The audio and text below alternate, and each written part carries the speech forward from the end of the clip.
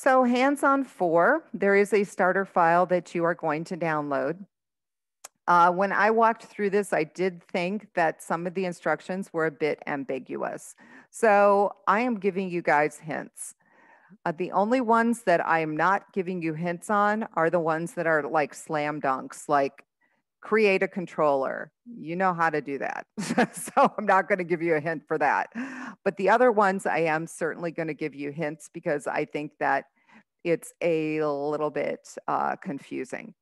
So for instruction 3, there's 3 things that you need to do. And I've kind of got them highlighted here. For instruction 4, you have to add the username property to the team list view model. It's just a one-liner. Okay, so nothing difficult about that, but sometimes when you're reading the instructions, you aren't quite sure what exactly they want you to do.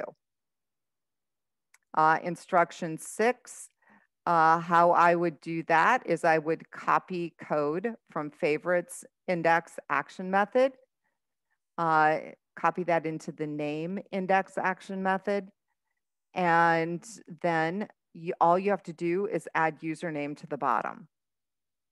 Okay, so you have to put in a little comma here, add the username.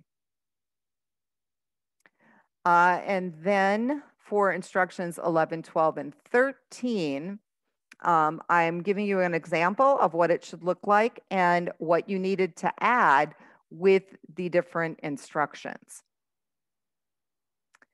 And then for instruction 15, I'm showing you the original and then what you needed to revise it to.